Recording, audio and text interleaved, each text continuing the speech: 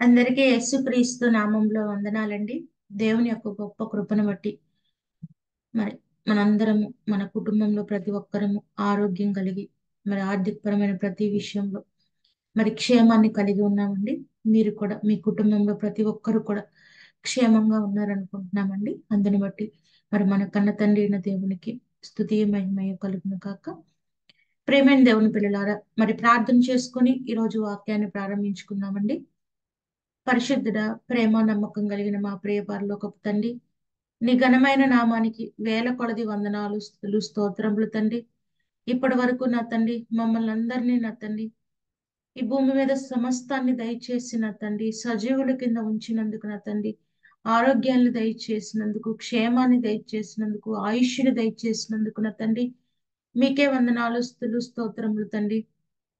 దినదినము నా తండ్రి నీ మాటలతో మమ్మల్ని బలపరుస్తున్నందుకు నా తండ్రి, మమ్మల్ని మేము నా తండ్రి ఈ లోకంలో ఉన్న నా తండ్రి ప్రతి వాటి నుంచి మమ్మల్ని మేము వేరుపరుచుకోవటానికి మరి ఆత్మీయంగా మేము బలపడటానికి కావలసిన నీ మాటలను నా తండ్రి మాకు వినిపిస్తున్నందుకు నా తండ్రి మీకే వందనాలు, స్తుతులు, స్తోత్రములు తండ్రి.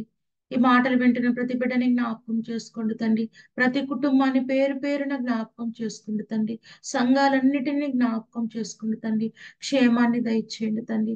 ఆత్మీయంగా నా తండ్రి అభివృద్ధి చెందటానికి నా తండ్రి దేవుని సహవాసంలో ప్రతి ఒక్కరము నా తండ్రి ఎదగాలన్న ఆలోచన కలిగి ఉండటానికి నా తండ్రి ప్రతి ఒక్కరికి సహాయం దయచేయండి తండ్రి. నా తండ్రి అలాగే ఆరోగ్యాన్ని దయచేయండి తండ్రి. ఆర్థిక పరమైన ప్రతి ఇబ్బంది నుంచి విడుదల దయచేసి నీ బిడ్డలందరి చుట్టూ నీ కంచె, నీ కాపుదలు, నీ కృపను ఉంచిన తండ్రి నీకు ఇష్టకరమైన బిడ్డలుగా మేము ఈ భూమి మీద జీవించలాగిన జ్ఞానమును దయచేయమని నా తండ్రి మీ పాద సన్నిధిలో వేడుకుంటూ ఈ ప్రార్థనంతయు మీ కుమారుడు మా రక్షకుడైన యేసుక్రీస్తు వారి నామంలో అడిగి వేడుకొనిచున్నాము తండ్రి. ఆమేన్. మంచిదండి.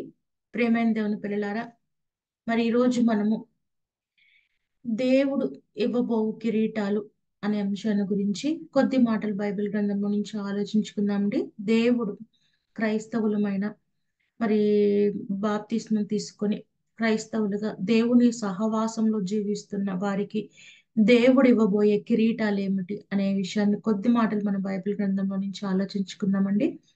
ప్రేమైన దేవుని పిల్లారా, మరి దానికన్నా ముందుగా మనం ఒక మాటని జ్ఞాపకం చేసుకున్నట్లయితే ఈ భూమి మీద జీవిస్తున్న మరి మనుష్యులైన మనందరము ఆలోచించే ఒక విషయాలలో ఒకటి, ఒక ముఖ్యమైన విషయం ఏమిటని గనక జ్ఞాపకం చేసుకున్నట్లయితే గుర్తింపు. ప్రేమైన దేవుని పిల్లరా, మనుషులందరూ కోరుకునే విషయాల్లో, ఆశపడే విషయాల్లో ఒక ప్రాముఖ్యమైన విషయం ఏమిటంటే గుర్తింపు.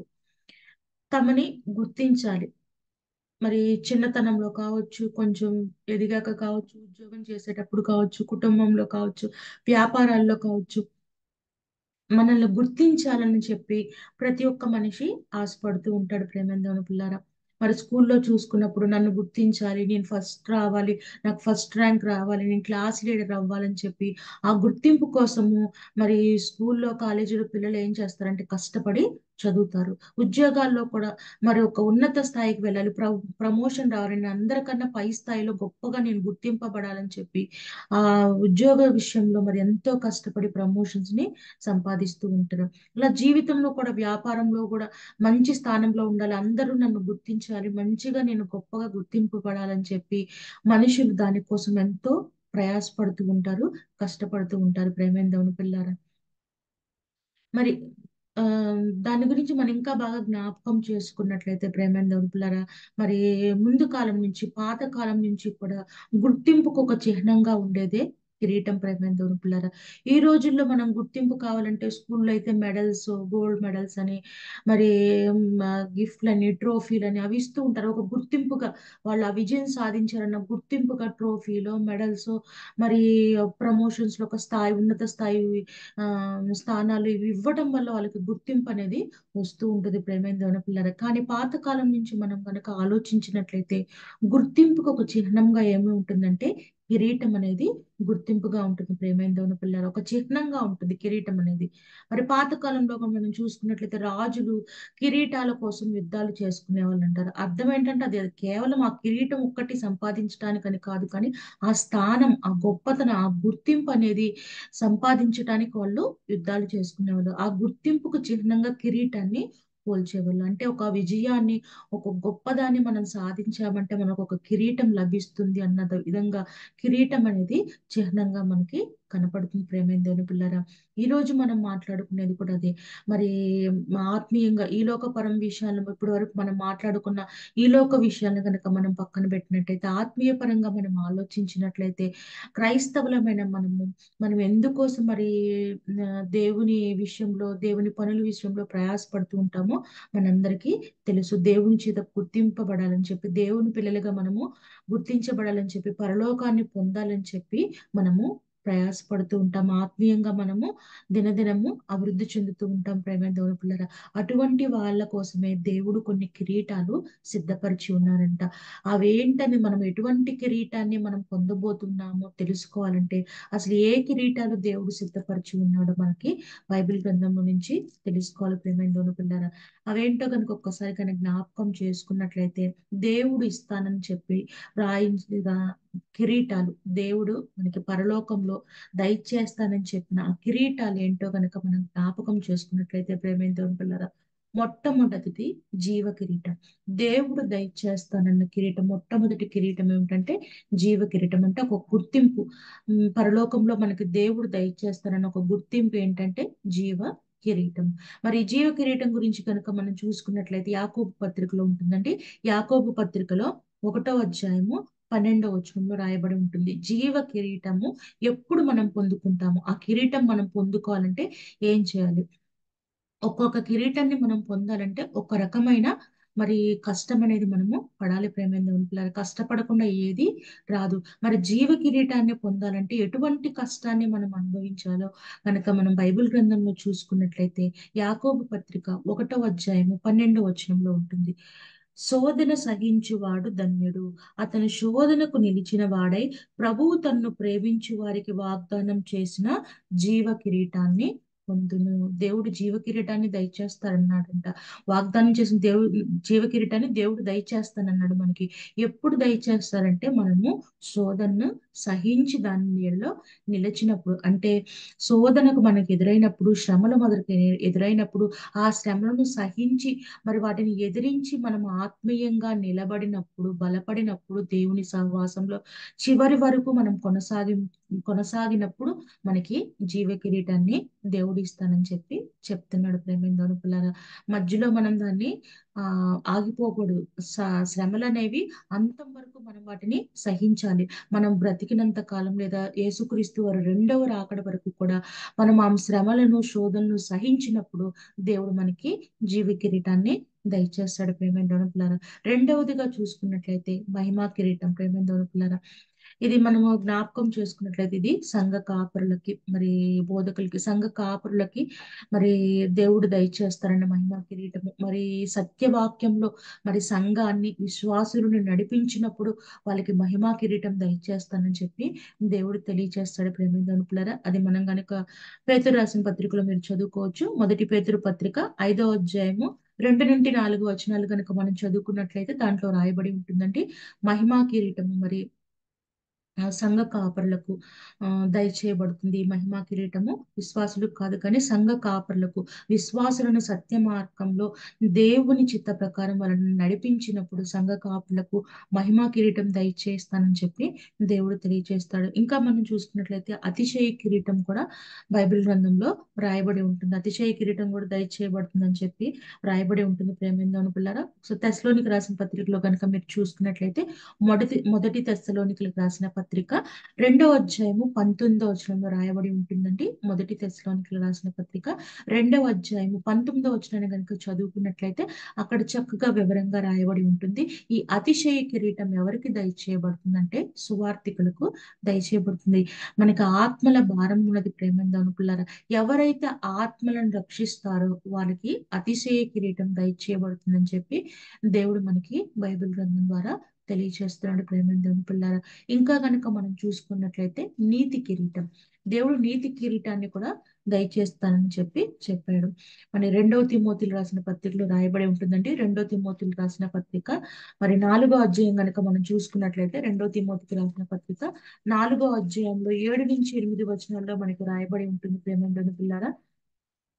2వ తిమోతికి రాసిన పత్రిక 4వ అధ్యాయము 7, 8 వచనాలు మనం అనేక సార్లు చదువుకొని ఉన్నాం ఈ వాక్యాన్ని.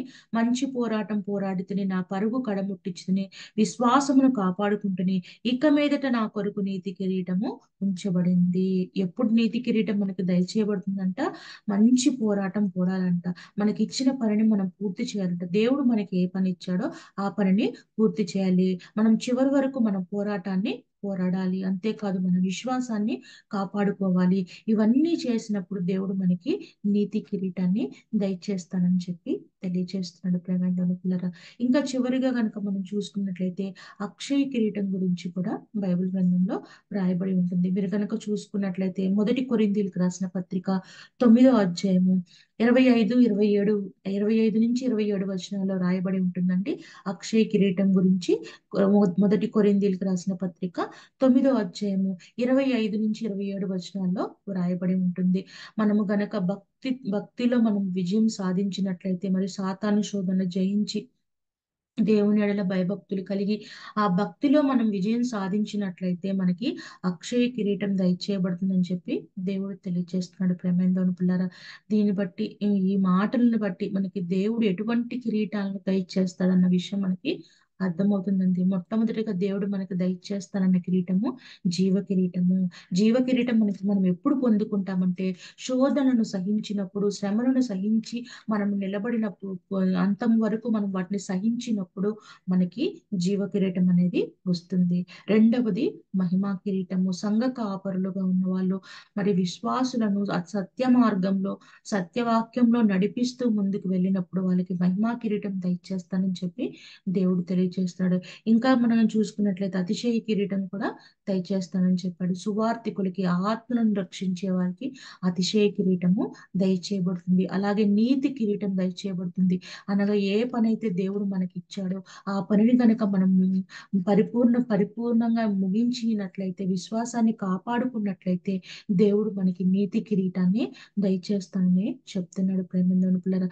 అలాగే అక్షయ కిరీటము, ఎవరైతే తమ భక్తిలో విజయం సాధిస్తారో, సాతాను శుభను జయించి దేవుని ఎడల భయభక్తులు కలిగి ముందుకు జీవిస్తూ వెళ్తారో అంతం వరకు, వాళ్ళకి అక్షయ కిరీటం దయచేస్తానని దేవుడు మనకి తెలియచేస్తున్నాడు ప్రేమ దేవుని పిల్లరా. ఇవి మరి పరలోకమందున్న మన కన్న తండ్రి క్రైస్తవులమైన మనకి, విశ్వాసులైన మనకి దయచేస్తానన్న గుర్తింపులు ప్రేమైన దేవుని పిల్లల, ఒక రకమైన కిరీటాలు, గుర్తింపులు దేవుడు మనకి పరలోకంలో దయచేస్తానని తెలియచేస్తున్నాడు. మరి ఎటువంటి గుర్తింపు పొందే వారముగా మనం ఉన్నామో, ఎటువంటి కిరీటాన్ని పొందే మరి స్థానంలో మనం ఉన్నామో మనం గ్రహించుకొని ఆ ఆ మాటల ప్రకారంగా ఆ క్రియలు మనం జరిగిస్తున్నామో లేదో మనల్ని మనము పరిశీలించుకోవాలి ప్రేమైన దేవుని పిల్లల. సంఘ కాపరులమైతే మహిమా కిరీటం పొందే వాళ్ళుగా ఉన్నామా లేదా, సువార్తను ప్రకటించే సువార్థికులుగా మనం ఉన్నామా, అతిశయ కిరీటాన్ని పొందే వారముగా ఉన్నామా లేదా, దేవుడు మనకి ఇచ్చిన పరుగును కడముట్టించి మన విశ్వాసాన్ని మనం కాపాడుకుంటూ నీతి కిరీటాన్ని పొందే వారముగా ఉన్నామా లేదా మనల్ని మనము పరిశీలించుకోవాలి. ఒకవేళ మన జీవితంలో ఎన్నో శోధనలు, శ్రమలు ఎదురవుతున్నప్పుడు శ్రమల్లో మనం పడిపోకుండా శ్రమలను సహిస్తూ ఆ జీవ కిరీటాన్ని పొందే వారముగా మనం ఉన్నామా లేదా మనల్ని మనము పరిశీలించుకోవాలి ప్రేమైన దేవుని పిల్లలు. మన భక్తి జీవితం ఎలా ఉంది, దేవుని ఎడల భయభక్తులు కలిగి ఉంటున్నామా లేదా అని మన భక్తి జీవితాన్ని మనం కాపాడుకుంటూ అక్షయ కిరీటాన్ని పొందేవారముగా ప్రతి ఒక్కరము ఉండేవాళ్ళుగా మనల్ని మనము పరీక్షించుకొని, పరిశోధించుకొని మనల్ని మనము మార్చుకోవాలి ప్రేమేందవుని పిల్లరా. అటువంటి ధన్యత దేవుడు మనందరికీ దయచేయాలని ప్రేమతో కోరుకుంటూ ఈ మాటలు ముగిస్తున్నానండి. ఇంకా ఎవరైనా ఈ ఛానల్ని సబ్స్క్రైబ్ చేసుకున్నట్లయితే ఈ జూడి సిజిసి ఛానల్ని సబ్స్క్రైబ్ చేసుకోవాల్సిందిగా ప్రేమతో కోరుకుంటున్నామండి. అలాగే మీ బంధువులకి, స్నేహితులకి, ప్రతి ఒక్కరికి ఈ మెసేజెస్ అన్నిటినీ షేర్ చేయవలసిందిగా ప్రేమతో కోరుకుంటున్నామండి. అందరికీ వందనాలు.